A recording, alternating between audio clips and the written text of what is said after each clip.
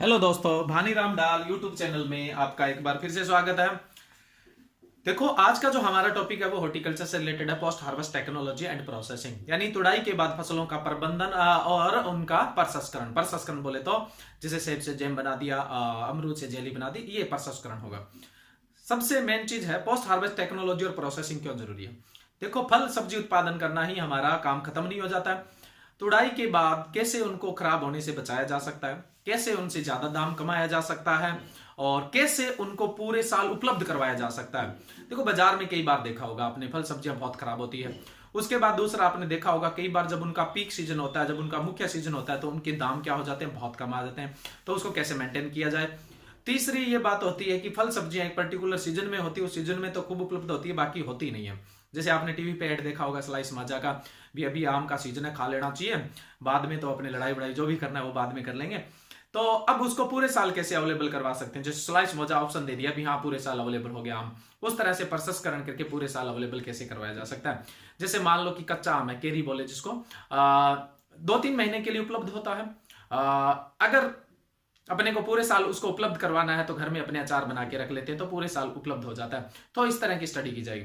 हालांकि post harvest technology एक थोड़ा सा प्रैक्टिकली बात करते हुए डिस्कस करने वाला टॉपिक है, लेकिन एग्जाम के हिसाब से अगर करेंगे तो वो बहुत लंबा लेक्चर चला जाएगा। हाँ, कुछ मास्टर पीएचडी स्टूडेंट है उनके लिए अपने बाद में इंग्लिश में ही वीडियो अपलोड करेंगे, जिसमें अपने पूरे डिटेल से बात करेंगे, हर एक पॉइंट को अपने कंसिडर करेंगे। लेकिन अभी अपने मोटा मोटा ऊपर ऊपर का डिस्कस करते हैं जो जनरली 12th और बीएससी लेवल के एग्जाम में पूछा जाता है।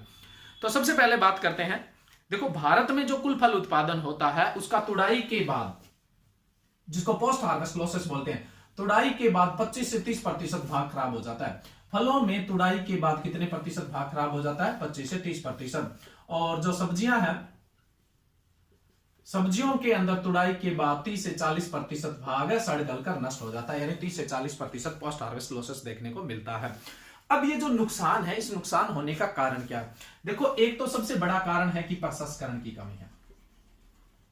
प्रसंस्करण यानी प्रोसेसिंग की कमी है। प्रसंस्करण कमी कैसे हुई? देखिए, जैसे कोई फल सब्जी का पीक है, मार्केट में खूब आ रहा है, उस समय जितनी लागत है उतना तो ठीक है, लेकिन वो मार्केट में ज्यादा आने की वजह से सस्ता है तो लोग उतनी केयर नहीं करते हैं, और ज्यादा उपलब्धता है तो वो खराब भी खूब हो रहा है। अगर उसी समय उसका कुछ प्रसंस्करण कर दिया जाता, अच्छा खासा उसको कन्वर्ट कर दिया जाता किसी उप उत्पाद के रूप में, जैसे टमाटर का मार्केट में भाव कम है तो सॉस केचप बन जाता, तो एक तो वो पूरे साल उपलब्ध रहता, एक क्या है मार्केट में कम आता, क्योंकि सॉस केचप बनने में भी कुछ चला जाता तो भाव भी क्या मिलता अपने को अच्छा।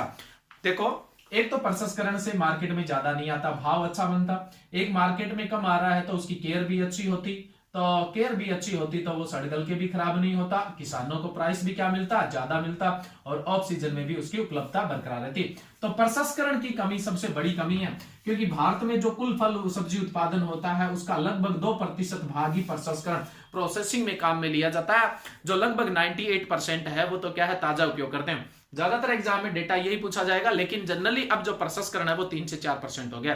करंट देखा जाए तो 3 से 4 हो गया, लेकिन एग्जाम में पूछा जाए तो भारत में फल सब्जियों में कितना प्रसंस्करण होता है? 2%। अब 98% अपने ताजा है तो उसके खराब होने के चांसेस तो रहेंगे मार्केटिंग चेन में। मार्केटिंग चेन क्या होती है? किसान है जो उत्पादक है फल सब्जियों का, तो किसान से लेकर अब वो मार्केट में जा रहा है, किसी मीडिएटर के पास जा रहा है, थोक विक्रेता के पास जा रहा है, रिटेलर के पास जा रहा है, फिर उपभोक्ता तक जा रहा है। किसान उत्पादक से लेके उपभोक्ता तक जितनी भी बीच में कड़ी आती है उसको क्या बोलते हैं? Marketing chain. इस दौरान जो फल सब्जियां खराब होती है उसको अपने पोस्ट हार्वेस्ट लॉसेस में रखते हैं। तो फलों में ये लॉसेस है 25 से 30 और सब्जियों में 30 से 40। सबसे बड़ा कारण है इसका प्रसंस्करण की कमी, क्योंकि भारत में जो कुल फल सब्जी उत्पादन होता है उसका 2% से 2% के आसपास ही भाग प्रसंस्करण के काम में लेते हैं। अगर यही कंपेयर मलेशिया के साथ करें तो मलेशिया में 80 से 83% जो फल सब्जी उत्पादन है उनको प्रसंस्करण में काम में ले लेते हैं। 20-23% ही उनके पास ताजा बचा, 20-23% में वो कितना खराब होगा, उसमें भी उनको ताजा उपयोग करना है। उसके अलावा अगर अपने बात करें ब्राजील वगैरह की या फिलीपींस की, तो फिलीपींस के अंदर 78% कुल फल सब्जी उत्पादन का 78% भाग प्रोसेसिंग में काम में लिया जाता है। ब्राजील की बात करें तो ब्राजील में कुल फल सब्जी उत्पादन का 70% भाग प्रोसेसिंग में काम में लेते हैं। अगर इस बात का कंपेयर भारत के डेटा के साथ करें तो कितना होता है? 2% ही सिर्फ क्या है, प्रसंस्करण में काम में लिया जाता है। तो इस वजह से एक तो नुकसान हो रहा है। दूसरा, इंफ्रास्ट्रक्चर कमजोर है, यानी अपने पास क्या है, स्रोत नहीं है। जैसे मान लो कि आलू प्याज है या लहसुन है, इनको लंबे समय तक रखने के लिए कोल्ड स्टोर की आवश्यकता होती है। कई बार आपने न्यूज़पेपर वगैरह में पढ़ा होगा कि आलू उत्पादन तो खूब हुआ, लेकिन कोल्ड स्टोर पर्याप्त न होने पर किसानों को सस्ती दरों में आलू बेचना पड़ा। कई बार विरोध में भी सुना होगा, जैसे एमपी में पिछली बार प्याज है, किसानों ने गुस्से में आके सड़कों पर फेंक दिए थे क्योंकि बाजार में उनको भाव नहीं मिल रहे थे। तो ये स्रोत कम है। दूसरा, मान लो कि हम क्या कर रहे हैं, जैसे पर्टिकुलर एक रीजन में, आज यूपी में बैठे हैं, बिहार में बैठे हैं, राजस्थान में बैठे हैं, केरला में बैठे, कर्नाटक, जहां भी एक राज्य से दूसरी राज्य में फल सब्जियों को ले जाना चाहते हैं। क्यों? क्योंकि जहां पर वो फल सब्जी नहीं हो रहा, वहां पर उससे मुनाफा क्या मिलेगा, अपने को ज्यादा मुनाफा मिलने वाला है। तो वहां पर अपने ले जाना चाहते हैं, तो ले जाते समय वो खराब हो सकता है। उसके लिए हमें क्या है, एयर कंडीशनर कार्गो चाहिए, यानी जो ट्रक है जिनमें बढ़िया रेफ्रिजरेटर वगैरह लगे हो, वैसे चाहिए। तो वैसे पर्याप्त है ही नहीं है, वो बहुत महंगे पड़ते हैं, क्योंकि कम संख्या में है तो जाहिर सी बात है महंगे पड़ेंगे। तो स्रोत हमारे पास कम है, इस वजह से भी फल सब्जियां खराब होती है। तीसरी सबसे बड़ी कमी है, किसान जागरूक नहीं। तुड़ाई के बाद जैसे अपने प्री कूलिंग करते हैं, क्योरिंग करते हैं, वैक्सिंग करते हैं, या फिर ग्रेडिंग सॉर्टिंग जैसी क्रियाएं करते हैं, तो इनके बारे में किसान को नॉलेज ही नहीं है, वो करना ही नहीं चाहता है, तो जाहिर सी बात है फल सब्जियां खराब होगी। अगर उसमें पूरी जागरूकता होती तो वो थोड़ा अगेता पचेता एडजस्ट करके, या उसके अलावा उसमें कुछ ऐसी क्रियाएं करता तुड़ाई के बाद, जिनको पोस्ट हार्वेस्ट प्रैक्टिस बोलते, तुड़ाई के बाद की क्रियाएं, वो करता तो वो कुछ लंबे समय तक उनको चला सकता था। और उसके अलावा बहुत सारी स्कीमें ऐसी है जो अपने फार्म पे छोटे मोटे स्टोरेज बनाने के लिए गवर्नमेंट सब्सिडी वगैरह जो प्रोवाइड करवाती है, अगर उनके बारे में नॉलेज होता तो वो कुछ ऐसा मैनेज करता। लेकिन उसकी जागरूकता की कमी के कारण भी क्या है, फल सब्जियां खराब हो रही है। और कहीं ना कहीं आप सब्जी मंडी में या किसान के खेत पर या फिर अपने जो उपभोक्ता होते हैं, तो वहां पर भी लापरवाही देखने को मिलती है। तो उस लापरवाही की वजह से भी क्या है, फल सब्जियां खराब होती है। तो ये मोटा मोटा आंकड़ा है। फलों के अंदर तुड़ाई के बाद जो खराब होने का अनुपात है वो 25 से 30% है, सब्जियों का 30 से 40% है।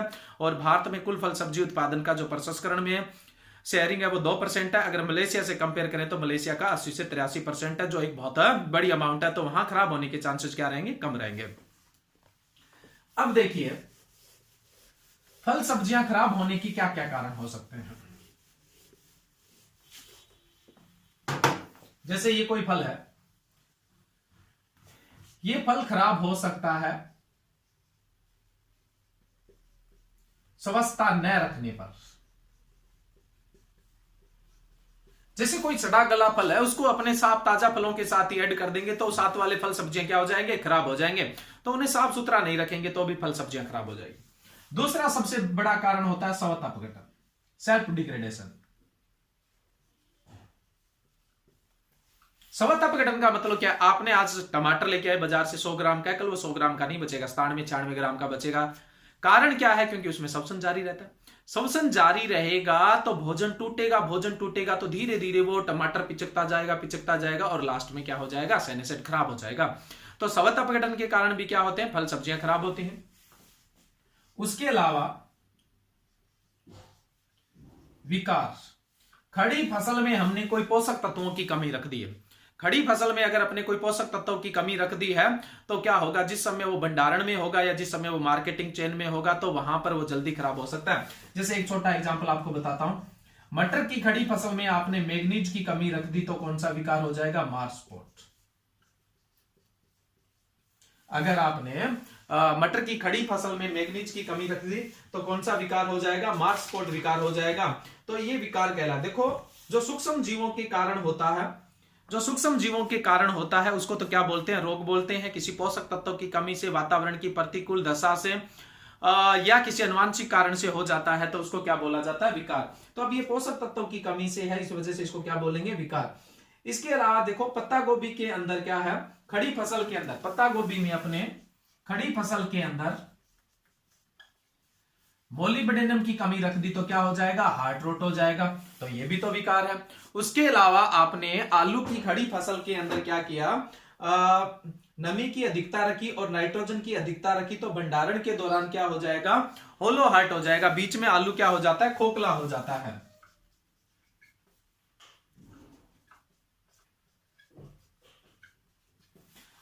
मटर की खड़ी फसल में आपने मैग्नीज की कमी रखी तो भंडारण या मार्केटिंग चेन के दौरान मार्स स्पॉट हो जाता है। पत्ता गोभी में आपने मोलिब्डेनम की कमी रख दी है तो उसमें क्या हो जाएगा, हार्ट रोट हो जाएगा। बीच में से क्या है, सड़न स्टार्ट हो जाएगी। आलू के अंदर अगर नमी की मात्रा ज्यादा है और उसके अलावा नाइट्रोजन की मात्रा ज्यादा है तो क्या हो जाएगा, होलो हार्ट। आलू को जब काटते हैं तो बीच में खाली सा भाग रह जाता है, उसको क्या बोलते हैं, अपने होलो हार्ट बोलते हैं। उसके अलावा और किस वजह से खराब होता है, भंडारण के समय उपयुक्त वातावरण न होने के कारण,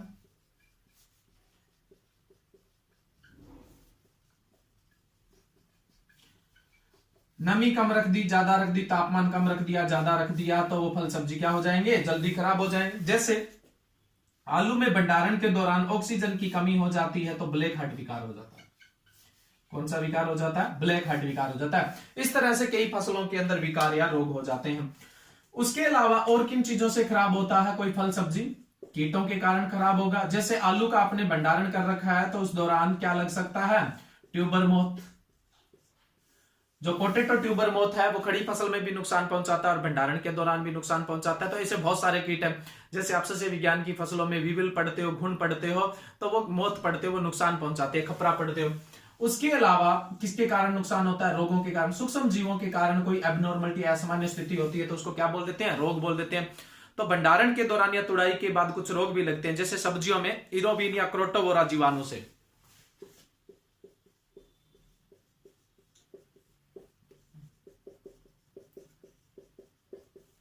सब्जियों में भंडारण के दौरान या मार्केटिंग चेन के दौरान इरोविनिया क्रोटोवोरा जीवाणु से सॉफ्ट रॉट, कोमल सड़न रोग हो जाता है। उससे भी फल सब्जियां बहुत खराब होती है।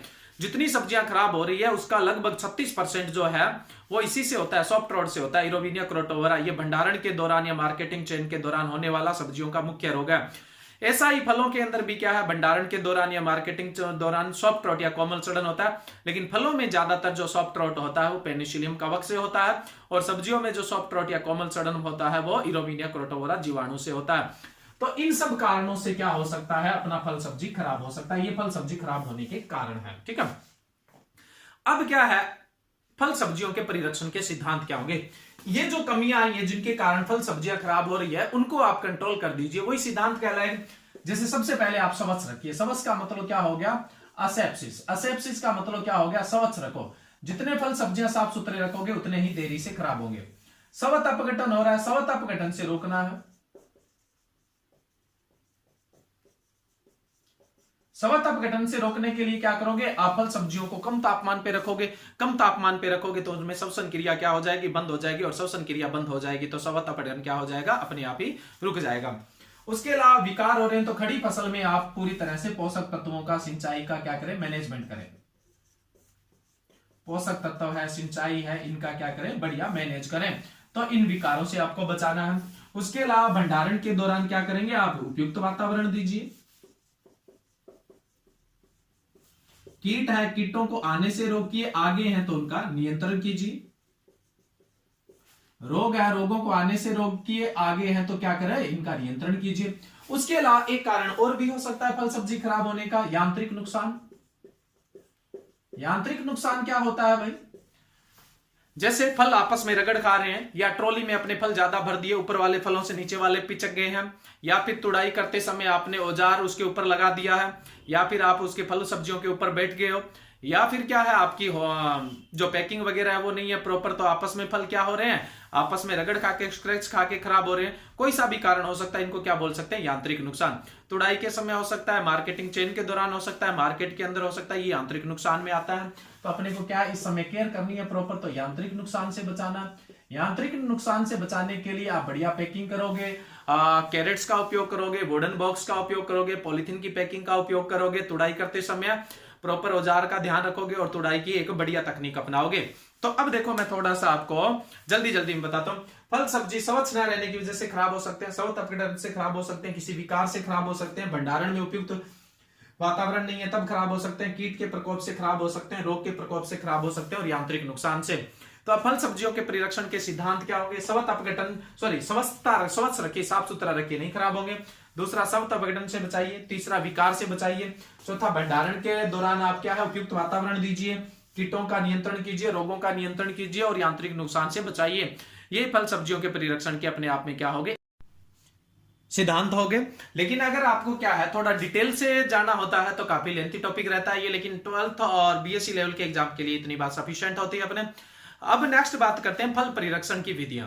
फल सब्जियां परिरक्षण की जो दो विधियां हैं, एक अस्थायी विधि है यानी टेम्पररी मेथड है, और दूसरा क्या स्थायी विधि परमानेंट मेथड है। एक सिंपल सा एग्जांपल लेते हैं, जैसे अस्थायी प्रिरक्षण, जैसे अपने घर में मिर्च फ्राई कर ली 2-3 दिन 4 दिन के लिए चल जाती है। सुबह सब्जी की कुकिंग कर ली 1 दिन के लिए चल जाती है। और जो स्टूडेंट लोग है कमरे में रहते हैं उनके लिए तो 2 दिन भी चल जाती है, 3 दिन भी चल जाती है। तो वो क्या हो गया, अस्थायी प्रिरक्षण हो गया। यानी कुछ टाइम के लिए बाजार से सेब लेके आए, अपने रेफ्रिजरेटर में रख दिया, वो 5-7 दिन के लिए खराब नहीं होने वाले, वो भी अस्थायी प्रिरक्षण है। लेकिन स्थायी प्रिरक्षण की बात करें तो एक एग्जांपल, जैसे आपने क्या है अचार बना लिया घर में, पूरे साल चलेगा। हम कमरों में रहते हैं, हॉस्टल में रहते हैं, तो घर वाले अपने साथ अचार भेज देते हैं भी, हाँ ठीक है बच्चे क्या है पूरे साल सब्जी अच्छी नहीं बनेगी हॉस्टल में या घर कमरे में, तो अचार खा लेंगे। तो अचार लंबे समय तक चलता है। ये कैसा परिरक्षण हो गया, अस्थायी परिरक्षण हो गया।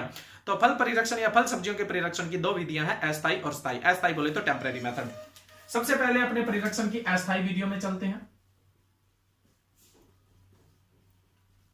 अस्थायी विधि में सबसे पहले अपने क्या करेंगे, स्वच्छ रखेंगे। जितना उसको स्वच्छ रखेंगे उतना ही वो क्या लंबे समय तक चल जाएगा। असेप्सिस बोल देते हैं इसको। जैसे मान लो गले सड़े आम के पास ताजा आम रख दोगे तो वो जल्दी खराब हो जाएगा, उनको साफ सुथरा रखोगे तो वो जल्दी नहीं खराब होने वाले। दूसरा है उच्च तापक्रम। देखो उच्च तापक्रम, हाई टेम्परेचर स्थायी परिरक्षण में भी काम आएगा और अस्थायी परिरक्षण में भी काम आने वाला है। देखो अस्थायी परिरक्षण का मतलब क्या होता है, थोड़े समय के लिए परिरक्षित करना। स्थायी परिरक्षण का मतलब होता है लंबे समय तक। तो जो उच्च तापमान है अगर उसका आप लेवल ज्यादा रखोगे तो वो लंबे समय तक परिरक्षित कर देगा, और लेवल कम रखोगे तो कम समय तक परिरक्षित कर देगा। यदि आप किसी फल सब्जी को 100 डिग्री सेल्सियस से कम तापमान पे गर्म करते हो तो उसका अस्थायी परिरक्षण है, और 100 या 100 से अधिक डिग्री सेल्सियस तापमान पे गर्म करते हो तो वो किसमें आ जाएगा, स्थायी परिरक्षण। अभी हम किस में बात कर रहे हैं, अस्थायी परिरक्षण में बात कर रहे हैं। तो अगर किसी फल सब्जी या दूध वगैरह को भी 100 डिग्री सेल्सियस से कम तापमान पे गर्म करते हो तो उसके सूक्ष्म जीव नष्ट हो जाते हैं, लेकिन बीजाणु नष्ट हो ये जरूरी नहीं है। सूक्ष्म जीव तो नष्ट हो जाएंगे लेकिन बीजाणु नष्ट हो, बीजाणु से फिर वापस पनप जाएंगे। तो एक बार अपने उसको 100 डिग्री सेल्सियस से कम तापमान पे गर्म करके छोड़ देंगे तो कुछ समय तक क्या है, सूक्ष्म जीव मर गए हैं, इसी वजह से वो दूध या कोई प्रोडक्ट अपना खराब नहीं होने वाला। लेकिन थोड़े टाइम बाद बीजाणु से वापस क्या बन जाएंगे, सूक्ष्म जीव बन जाएंगे और वो प्रोडक्ट अपना खराब हो जाएगा। अगर किसी दूध को आप किसी प्रोडक्ट को आप 100 डिग्री सेल्सियस से कम तापमान पे गर्म करते हो तो उसको बोलते हैं पास्तुरीकरण। इंग्लिश में क्या बोलते हैं, पास्चुराइजेशन बोलते हैं। पास्तुरीकरण या इंग्लिश में बोलते हैं पास्चुराइजेशन बोल देंगे। देखो पास्तुरीकरण की खोज लुई पास्चर ने की थी, इस वजह से इसका नाम क्या रख दिया गया, पास्तुरीकरण, जिसे दूध में बहुत ज्यादा प्रचलित है। आप जो दूध की फ्लेक्सिबल थैलियां लेके आते हो, जैसे 10 रुपए की, 20 रुपए की, आधा लीटर है, 200 ml है, 250 ml है, 1 लीटर की है, ये पास्तुरीकरण दूध होता है। 2 दिन, 1 दिन, 3 दिन, 4 दिन चल जाता है। तो वैसे ही फल सब्जियों के उत्पाद को भी क्या है, आप 100 डिग्री सेल्सियस कम तापमान पर गर्म करके कुछ समय के लिए परिरक्षित करते हो। तो 100 डिग्री सेल्सियस से अगर कम तापमान पे किसी चीज को आप थोड़े समय के लिए परिरक्षित करते हो तो उसको क्या बोला जाएगा, पास्तुरीकरण। तो उच्च तापमान में पास्तुरीकरण से भी क्या कर सकते हो, आप अस्थायी परिरक्षण कर सकते हो। उसके बाद होता है ब्लांचिंग। ब्लांचिंग को आप इंग्लिश में बोलते हो विविकरण। ब्लांचिंग को क्या बोलते हो, विविकरण। देखो ब्लांचिंग या विविकरण क्या होता है, कोई भी फल सब्जियां हैं उनका परिरक्षण कर रहे हो या कोई प्रोसेसिंग कर रहे हो, परिरक्षण छोड़िए, प्रोसेसिंग कर रहे हो, जैसे जैम बना रहे हो, मुरब्बा बना रहे हो, कैंडी बना रहे हो, कुछ भी, तो उससे पहले अपने क्या करेंगे, उनको फल सब्जियों को साफ करके उनकी तैयारी करने के बाद, यानी उनके टुकड़े वगैरह करने हैं, छिलका वगैरह उतारना है, तो उसके जस्ट बाद अपने उसको क्या करेंगे, 2 से 5 मिनट के लिए या 3 से 5 मिनट के लिए पानी में बॉईल करेंगे। अब ये प्रोसेसिंग से पहले 3 से 5 मिनट के लिए आपने जो पानी में बॉईल किया उसको क्या बोलेंगे, ब्लांचिंग या विविकरण। इससे क्या होता है, उसके एंजाइम निष्क्रिय हो जाते हैं। एंजाइम निष्क्रिय हो गए तो क्या होगा, उसमें ऑक्सीकरण नहीं होगा। जैसे सेब को काटने के बाद काला पड़ जाता है तो वो ऑक्सीकरण के कारण पड़ता है। बैंगन को काटने के बाद वो काला पड़ जाता है तो वो किसके कारण पड़ता है, ऑक्सीकरण के कारण काला पड़ता है। तो अब क्या करेंगे, अपने इसको जस्ट बॉईल किया, एंजाइम निष्क्रिय हो जाएंगे, एंजाइम निष्क्रिय हो जाएंगे तो ऑक्सीकरण कैसे होगा, तो फल सब्जियों का रंग खराब नहीं होगा। एक तो ये फायदा। दूसरा, एंजाइम निष्क्रिय हो गए तो उपापचय क्रिया क्या हो जाएगी, बंद हो जाएगी। जितनी देर प्रोसेसिंग में टाइम लगेगा उतनी दौरान वो फल सब्जी खराब नहीं होने वाला। तीसरा, इसका एक और फायदा भी हो जाता है, फल सब्जी थोड़ा सॉफ्ट हो जाता है, जो फाइनल प्रोसेसिंग प्रोडक्ट बनेगा वो बहुत बढ़िया बनेगा। लेकिन इंपॉर्टेंट चीज ध्यान ये रखना, प्याज, लहसुन, आम, नींबू वर्गीय फलों में ब्लांचिंग नहीं की जा सकती। देखो आम में तो पल्प होता है, अगर ब्लांचिंग करोगे तो क्या हो जाएगा, पानी में घुल जाएगा। और प्याज और लहसुन में अगर ब्लांचिंग करोगे तो उनमें जो सल्फर युक्त पदार्थ के कारण खुशबू आती है वो खुशबू चली जाएगी, इसलिए ब्लांचिंग नहीं करेंगे। और जो नींबू वर्गीय होते हैं वो तरल में होते हैं, तो अगर मान लो कि सिगमेंट फट गए तो रस किसमें घुल जाएगा, पानी में घुल जाएगा, इसलिए उनमें ब्लांचिंग नहीं की जाती। बाकी सभी फलों सब्जियों में ब्लांचिंग करते हैं प्रोसेसिंग से पहले। लेकिन जैसे खजूर और आंवला थोड़े कठोर है, उनमें थोड़ी सी लंबी अपनी ब्लांचिंग कर देते हैं। 6, 7, 8, 10 मिनट के लिए चले जाते हैं, यानी 6 से 10 मिनट के लिए चले जाते हैं। बाकी में ब्लांचिंग 3 से 5 मिनट के लिए होती है। तो ब्लांचिंग से प्रसंस्करण के दौरान, प्रोसेसिंग के दौरान फल सब्जियां नहीं खराब होती। ये भी एक अस्थायी परिरक्षण है। उसके अलावा उच्च तापमान में पकाना। पकाने का मतलब क्या है? मैं आपको पका रहा हूं वो नहीं, आप किसी चीज को बॉईल करते हो, घर में सब्जी बनाते हो, तो वो पकाना हो जाता है। आज सब्जियां काट के आप सुबह सुबह उसमें नमक मिर्च डाल के रख दीजिए तो वो तो खराब हो जाएगी, लेकिन आप उसको कुक करके छोड़ देते हो तो वो खराब नहीं होती है। क्यों? क्योंकि उसमें बॉईल करने के बाद सूक्ष्म सब्जी वगैरह होते हैं, वो सारे के सारे क्या हो जाते हैं? नष्ट हो जाते हैं, एंजाइम निष्क्रिय हो जाते हैं, तो अपने एक दिन चल जाती है। उसके अलावा जैसे तलना, फ्राइंग, तेल के अंदर आप किसी चीज को फ्राई कर देते हो, 2 प्रिंसिपल काम करेंगे वहां पे। एक तो फ्राई करने से उसका पानी है वो क्या हो जाएगा? कम हो जाएगा। पानी कम होगा तो सूक्ष्म जीव उस पर विकसित नहीं हो पाएंगे। दूसरा क्या है? जब आपने तेल में फ्राई किया तो सूक्ष्म जीव और उनके बीजाणु क्या हो गए? नष्ट। तो अब वो कुछ समय तक खराब नहीं होने वाले, तो वो भी किस में आ जाएगा? अस्थायी परिरक्षण में। उसके अलावा रोस्टिंग, सेकना, किसी चीज को सेक देते हो तो उसमें नमी की मात्रा कम हो जाती है, सूक्ष्म जीव उस पर जल्दी से विकसित नहीं हो पाते, पहला तो ये। दूसरा, जब आप तापमान पे सेकते हो तो क्या है? सूक्ष्म जीव वगैरह और उनके बीजाणु वगैरह नष्ट हो जाते हैं, कुछ समय तक परिरक्षित हो जाते हैं। तो उच्च तापमान अस्थायी परिरक्षण में किन किन विधियों के रूप में अस्थायी परिरक्षण करता है? पास्तुरीकरण, ब्लांचिंग यानी विविकरण, पकाना यानी कुकिंग, तलना मतलब फ्राइंग और सेकना मतलब रोस्टिंग। ये उच्च तापक्रम से अस्थायी परिरक्षण की विधियां हैं। वैसे उच्च तापक्रम स्थायी परिरक्षण में भी आएगा, उसका लेवल बढ़ जाएगा, तब अपने कुछ और टर्म यूज करेंगे। नेक्स्ट है निम्न तापक्रम।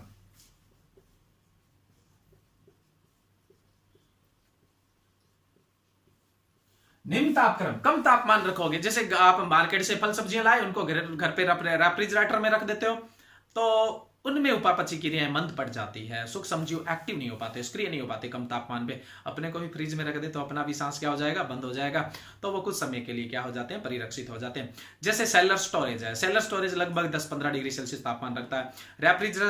रेफ्रिजरेटर स्टोरेज है, लगभग 5 डिग्री सेल्सियस तापमान रखता है। तो इनके अंदर अगर अपने किसी चीज को स्टोर करते हैं तो अस्थायी कुछ से समय के लिए क्या होता है? सुरक्षित रहता है, तो वो भी अस्थायी परिरक्षण में आता है। निम्न तापक्रम भी अस्थायी परिरक्षण, ये स्थायी परिरक्षण में भी आएगा। जब आप कोल्ड स्टोरेज में जो फल को तापमान चाहिए और जो आर्द्रता चाहिए वो रख देते हो, या फ्रिज स्टोरेज पे 0 डिग्री सेल्सियस या उससे नीचे तापमान पे रख देते हो, या क्रायो प्रिजर्वेशन पे रख देते हो, -40 से नीचे नीचे रख देते हो, -196 तक भी, तो वो क्रायो प्रिजर्व, वो स्थायी परिरक्षण में, वो स्थायी परिरक्षण में अपने बात करेंगे। यानी कुछ तापक्रम स्थायी परिरक्षण में भी आता है और स्थायी में भी आता है। निम्न तापक्रम स्थायी में भी आता है, अस्थायी में सिर्फ लेवल का फर्क होता है। उसके अलावा और कौन सी विधियां हैं जिनकी वजह से अस्थायी परिरक्षण किया जा सकता है? नमी निष्कासन। देखो, ताजा फल सब्जियों में नमी की मात्रा 80% से ज्यादा होती है, तो इस पे सूक्ष्म जीव आसानी से वृद्धि कर जाते हैं। अगर कुछ नमी इसकी कम कर दी जाए, कुछ नमी अगर कम कर देंगे तो सूक्ष्म जीव विकसित नहीं हो पाएंगे। नमी कम कर देंगे तो फल सब्जियों की कोशिकाएं खुद की भी क्या हो जाएगी? डेड हो जाएगी, तो उनमें भी उपापचय क्रिया नहीं चलेगी, स्वतः अपघटन नहीं होने वाला, तो कुछ समय के लिए अपना परिरक्षण हो जाएगा। अगर बहुत नमी कम कर देते हैं फिर स्थायी परिरक्षण में चला जाएगा, वो ड्राइंग डिहाइड्रेशन की बात है, वो अपने स्थायी परिरक्षण में बात करें। कुछ नमी कम कर दी तो पादप की जो खुद की कोशिका है यानी फल सब्जी कोशिका, वो भी डेड हो जाएगी, जिस वजह से स्वतः अपघटन नहीं होगा। और दूसरा क्या होगा? सूक्ष्म जीव कम पानी की वजह से वृद्धि नहीं कर पाएंगे। नेक्स्ट है वायु निष्कासन। नमी निष्कासन को क्या बोलेंगे? अपने मॉइस्चर एग्जॉस्टिंग, और वायु निष्कासन यानी एयर एग्जॉस्टिंग।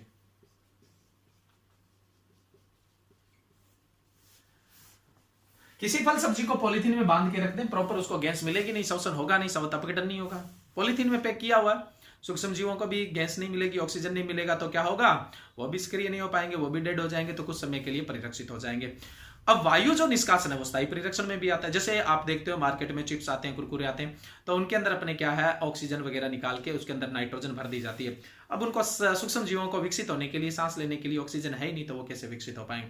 तो वो उस समय तो क्या हो जाएगा? अपने कंट्रोल जो एटमोस्फेरिक पैकिंग है वो काम में ले रहे हैं, लेकिन अपने सिंपल ही सीधा पॉलीथीन में पैक कर देते हैं, तो क्या है? कुछ समय के लिए वो चल जाता है। तो ये भी किसमें आएगा? अस्थायी परिरक्षण में आएगा, अगर हम क्या है पूरा टेक्निकली नहीं काम में ले रहे हैं। उसके अलावा अस्थायी परिरक्षण में और क्या चीज आती है? मृदु प्रतिरोधी पदार्थ।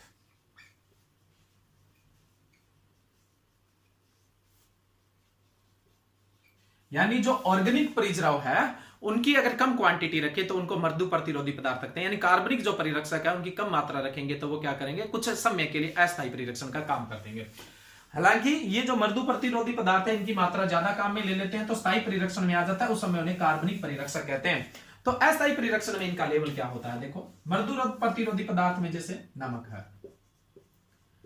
साल्ट है, अगर इसकी मात्रा अपने 6 से 8% रखते हैं तो ये अस्थायी परिरक्षण का काम करता है, लेकिन 15% से ज्यादा रख देंगे तो किसमें काम करेगा, ये स्थायी परिरक्षण में। लेकिन अभी अपने अस्थायी परिरक्षण की बात कर रहे हैं।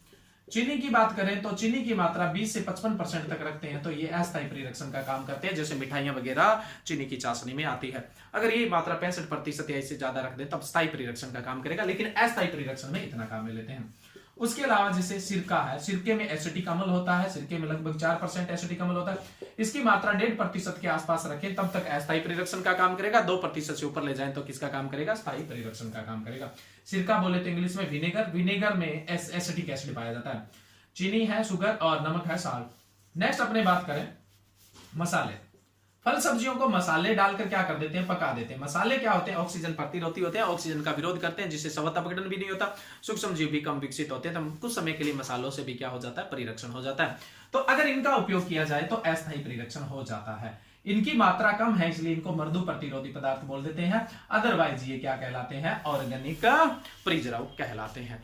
ये परिरक्षण की अस्थायी विधियां। अस्थायी विधियों से क्वेश्चन ज्यादा नहीं आता है। पास्चुराइजेशन को आपको ध्यान में रखना है, ब्लांचिंग को आपको ध्यान में रखना है, और अस्थायी परिरक्षण में मृत्यु प्रतिरोधी पदार्थ यानी ऑर्गेनिक जो प्रिजर्व है उनकी अगर कम मात्रा काम में लेते हैं तो वो अस्थायी परिरक्षण के काम में आएंगे।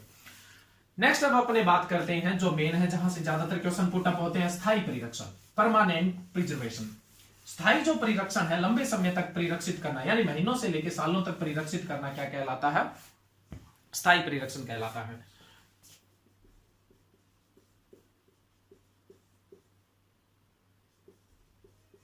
स्थायी परिरक्षण में सबसे पहला आता है उच्च तापमान, हाई टेम्परेचर।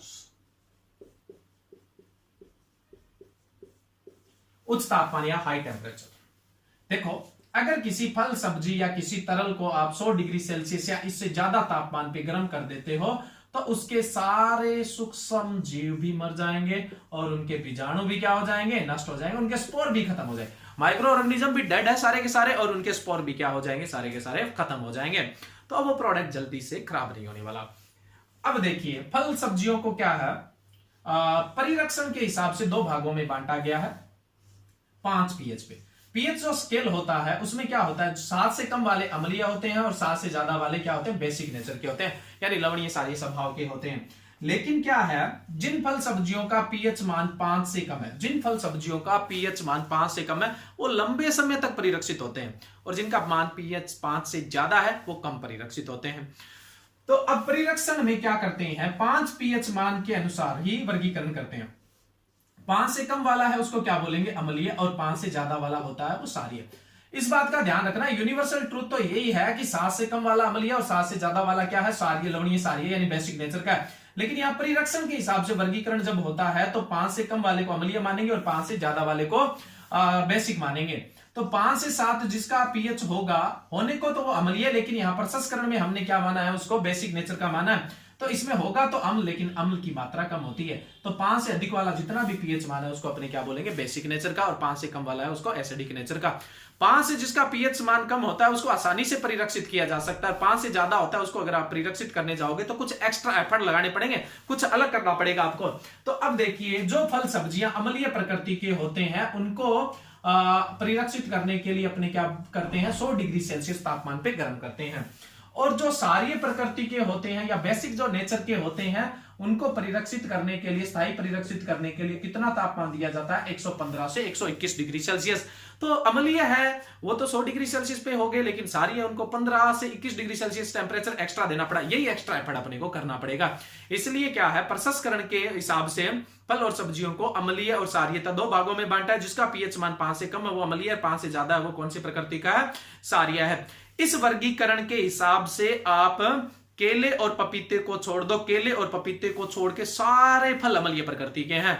और सब्जियों में बात करें तो टमाटर और रुब्रब सब्जी को छोड़ दीजिए, सारी सब्जियां क्षारीय प्रकृति की है। सभी फल अम्लीय प्रकृति के हैं, किसको छोड़ के, पपीता और केला को। सभी सब्जियां क्षारीय प्रकृति की है, किसको छोड़ के, टमाटर और रुब्रब को। अब देखो टमाटर अम्लीय प्रकृति का है, सब्जियों में सबसे ज्यादा प्रसंस्करण होता है किसका है, टमाटर का, इसीलिए तो उसको नंबर 1 प्रोसेसिंग वेजिटेबल बोलते हैं। उसका प्रसंस्करण क्यों होता है सबसे ज्यादा, क्योंकि आसानी से हो जाता है। आसानी से क्यों हो जाता है, क्योंकि उसका पीएच मान कितने से कम है, 5 से कम है। ठीक है, तो ये क्या है, एक वर्गीकरण है। अब अपने 100 डिग्री सेल्सियस या उससे अधिक तापमान पे गर्म करते हैं तो सारे सूक्ष्म जीव नष्ट हो जाते हैं और उनके बीजाणु भी नष्ट हो जाते हैं। फल सब्जियां लंबे समय के लिए परिरक्षित हो जाती हैं। इस क्रिया को बोलते हैं स्टरलाइजेशन। क्या बोला जाता है इसको? स्टरलाइजेशन। स्टरलाइजेशन बोले तो निर्जीवीकरण, निर्जीवीकरण बोला जाता है। इस क्रिया को अपने क्या बोलेंगे? निर्जीवीकरण बोलेंगे। तो स्थायी परिरक्षण में उच्च तापमान में क्या आएगा? स्टरलाइजेशन या निर्जीवीकरण। जो फल है उनको ज्यादातर 100 डिग्री सेल्सियस पर निर्जीवीकृत किया जाता है क्योंकि वह बलीय स्वभाव के हैं। सब्जियां हैं उनको 115 से 121 डिग्री सेल्सियस पर निर्जीवीकृत किया जाता है क्योंकि वो ज्यादातर क्या है? क्षारीय स्वभाव की। लेकिन टमाटर अम्लीय है तो उसको कितने पे करेंगे? 100 डिग्री सेल्सियस पे करेंगे। यह हो गया उच्च तापक्रम द्वारा स्थायी परिरक्षण। उसके बाद अपनी बात करें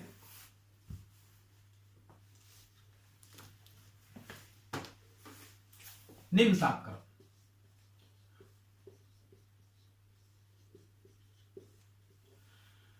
0 डिग्री सेल्सियस या इससे नीचे तापमान माइनस में बात करें तो फल सब्जियों को इस पे रख देते हैं तो सारी उपापचय क्रियाएं बंद हो जाती है।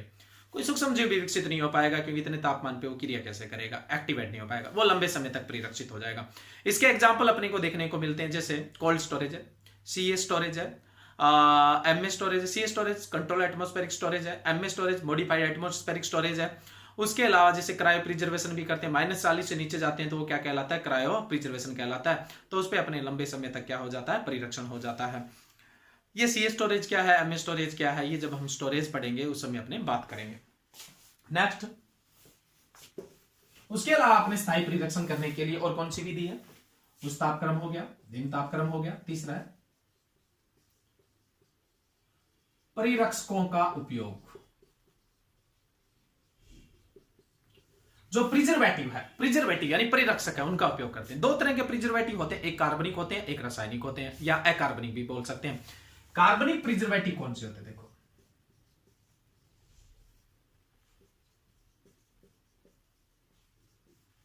नमक, साल्ट। अगर साल्ट की मात्रा 15 से लेकर आप 20% तक ले रहे हो तो वो क्या करेगा? स्थायी परिरक्षण का काम करेगा। चीनी है, इसकी मात्रा 65% या इससे अधिक मात्रा ले रहे हो तो वो क्या करेगा? स्थायी परिरक्षण का काम करेगा। ये कौन से सिद्धांत पे परिरक्षण का काम करते हैं? देखो, नमक या चीनी का घोल है, उसके अंदर अपने फल सब्जियों को रखेंगे तो उनका क्या होगा? बाह्य प्रासरण हो जाएगा। प्रासरण की परिभाषा क्या होती है? निम्न सांद्रता से उच्च सांद्रता की ओर जल के अणुओं का गमन करना, पारगमय झिल्ली से होके। फल है, उसका पानी निकल जाएगा तो कोशिका उसकी क्या हो जाएगी? डेड, स्वतः अपघटन नहीं होने वाला।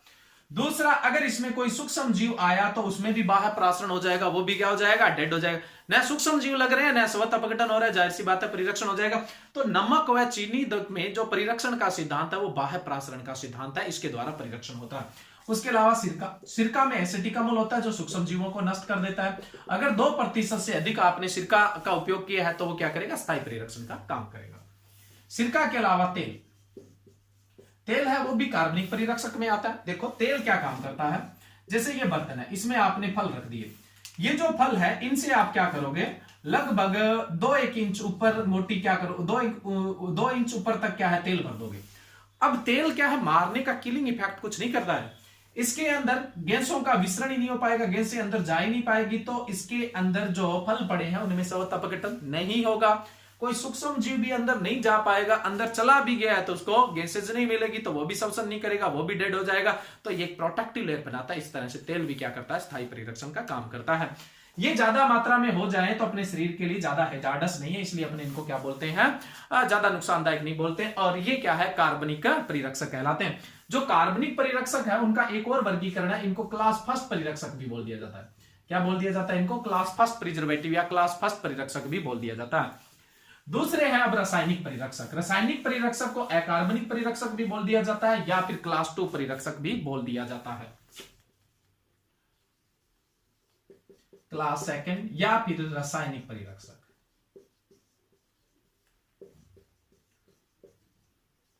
रासायनिक परिरक्षक में सबसे प्रचलित है केएमएस और एसबी। केएमएस का मतलब होता है पोटेशियम मेटाबाइसल्फाइड। ये जो पोटेशियम मेटाबाइसल्फाइड होता है इससे कौन सी गैस निकलती है? सल्फर ऑक्साइड गैस निकलती है। जो सल्फर ऑक्साइड गैस निकलती है वही क्या करती है? परिरक्षक का काम करती है। ये सूक्ष्म जीवों को क्या कर देती है? नष्ट कर देती है। जब ये सल्फर डाइऑक्साइड गैस निकलती है, सल्फर डाई गैस जब निकलती है तो इससे क्या होता है? सफेद रंग का धुआं सा निकलता है, सफेद रंग निकलता है, फ्यूमिगेशन टाइप होता है। तो इसको क्या है, रंगीन फलों में अगर आप काम में ले लोगे या रंगीन कोई रस वगैरह में काम में ले लोगे तो उसका रंग क्या हो जाएगा, खराब हो जाएगा। आपसे पूछ ले कि केएमएस का उपयोग है वो कौन से फलों में करते हैं, तो हमेशा रंगहीन फलों के लिए करते हैं। कौन से फलों के लिए करते हैं, रंगहीन फलों के लिए। केएमएस पोटेशियम मेटाबाइसल्फाइड से कौन सी गैस निकलती है जो परिरक्षक का काम करती है, तो कौन सी गैस निकलती है, सल्फर डाइऑक्साइड गैस निकलती है जो क्या काम करती है, परिरक्षक का काम करती है। अब देखिए नेक्स्ट अपने बात करें सोडियम बेंजोइड। सोडियम बेंजोइड है, सोडियम बेंजोइड रंगीन फलों के लिए काम में लिया जाता है, जैसे टमाटर है, आम है, जो भी रंगीन फल है उनके लिए सोडियम बेंजोइड काम में लिया जाता है। जो केएमएस है यानी पोटेशियम मेटाबाइसल्फाइड है, ये पोटेशियम मेटाबाइसल्फाइड सबसे ज्यादा जो प्रभावी होता है वो जीवाणु व मोल्ड के लिए होता है। जीवाणु व मोल्ड के लिए सबसे ज्यादा प्रभावी होता है। और सोडियम बेंजोइड होता है ये सबसे ज्यादा ईस्ट के लिए क्या होता है, प्रभावी। भी और सूक्ष्म जीवों को तो नष्ट करते हैं, इनको छोड़ देनी है। आपसे पूछ ले केएमएस सबसे ज्यादा प्रभावी किसके लिए, जीवाणु है, मोल्ड के लिए। और सोडियम बेंजोइड किसके लिए, ईस्ट के लिए है। सोडियम बेंजोइड है वो रंगीन फलों में काम में लिया जाता है। पोटेशियम मेटाबाइसल्फाइड है वो रंगहीन फलों में काम में लिया जाता है। उसके अलावा जो सोडियम बेंजोइड है ये अधिक अम्लीय फलों में काम नहीं करने वाला, जैसे नींबू वर्गीय फल वगैरह है, वहां पे ये परिरक्षण ढंग से नहीं कर पाता है। तो वहां पे अपने जो बहुत ज्यादा अम्लीय प्रकृति के हैं उनमें अपने कौन सा काम ले लेंगे, पोटेशियम मेटाबाइसल्फाइड। अब मैं दोबारा से बोल रहा हूं, पोटेशियम मेटाबाइसल्फाइड है वो रंगहीन फलों जिनमें रंग नहीं होता है, कलरलेस होते हैं, उनके अंदर परिरक्षण का काम करता है। या बहुत अधिक अम्लीय फल होते हैं उनके अंदर परिरक्षण के लिए काम में लिया जाता है। रंगहीन में काम में लिया जाता है और बहुत अधिक अम्लीय में काम में लिया जाता है। पोटेशियम मेटाबाइसल्फाइड में सल्फर डाइऑक्साइड गैस निकलती है जो क्या करती है, परिरक्षक का काम करती है। सोडियम बेंजोइड होता है वो रंगीन फल जैसे टमाटर वगैरह है या आम वगैरह है, उनमें परिरक्षण के लिए काम में लिया जाता है। अम्लीय फलों के लिए इतना प्रभावी नहीं होता, तो बहुत ज्यादा अम्लीय फलों में नहीं। फल तो वैसे अम्लीय होते हैं लेकिन बहुत ज्यादा जो अम्लीय, बहुत ज्यादा एसिडिक है उनमें ये काम नहीं करता। वहां पे कौन सा लेंगे अपने काम में, पोटेशियम मेटाबाइसल्फाइड काम में लेंगे। बाकी रंगीन फलों में जो अदर रंगीन फल है उनमें सोडियम बेंजोइड ही काम लेंगे। बहुत अधिक अम्लीय अगर रंगीन भी है तो भी हमें कौन सा काम में लेना पड़ेगा, पोटेशियम मेटाबाइसल्फाइड ही काम में लेना पड़ेगा। तो पोटेशियम मेटाबाइसल्फाइड जो है वो सबसे ज्यादा प्रभावी है जीवाणु व मोल्ड के लिए। इसमें SO2 गैस निकलती है जो परिरक्षक का काम करती है। ये रंगहीन व अम्लीय फलों में परिरक्षण के काम में लिया जाता है। अगर हम पेय पदार्थ बनाते हैं तो उसके अंदर इसका अधिकतम उपयोग कर सकते हैं 350 ppm। ये जो रिकमेंडेशन है ये किसके, एफपीओ फूड प्रोडक्ट ऑर्डर के अनुसार अगर जो पेय पदार्थ है, बेवरेज है, उनके अंदर इसका उपयोग करना है तो अधिकतम कितना उपयोग कर सकते हैं, 350 ppm कर सकते हैं। और सोडियम बेंजोइड होता है वो केएमएस से थोड़ा सा क्या होता है, कम स्ट्रॉन्ग होता है, तो इसका पेय पदार्थों में अपने कितना उपयोग कर सकते हैं, 600 ppm उपयोग कर सकते हैं। ये इंपॉर्टेंट है, ये यहां पर इंपॉर्टेंट है। सोडियम बेंजोइड ईस्ट को नहीं छोड़ता, बाकी सूक्ष्म जीवों को भी नष्ट करता है। पोटेशियम मेटाबाइसल्फाइड है ये जीवाणु में मोल्ड को नहीं छोड़ता, बाकी भी सूक्ष्म जीवों को नष्ट करता है। अभी हमारे स्थायी परिरक्षण की विधियां कंप्लीट नहीं हुए, नेक्स्ट वीडियो में अपने जारी रखेंगे। अभी तक अपने अस्थायी परिरक्षण की विधियां पढ़ ली थी, स्थायी परिरक्षण की विधियां चल रही है। स्थायी में कौन कौन सा हो गया है, उच्च तापक्रम हो गया है, निम्न तापक्रम हो गया है और परिरक्षकों का उपयोग हो गया है। परिरक्षक दो प्रकार के होते हैं, कार्बनिक और अकार्बनिक। कार्बनिक को क्लास फर्स्ट बोलते हैं, जैसे नमक, चीनी, सिरका और तेल। अकार्बनिक या रासायनिक में कौन कौन से, मेनली पोटेशियम मेटाबाइसल्फाइड है, सोडियम बेंजोइड, कुछ और भी प्रचलित है लेकिन ज्यादातर यही प्रचलित है। बाकी जो आगे का लेक्चर है वो कंटिन्यू रहेगा। Thank you.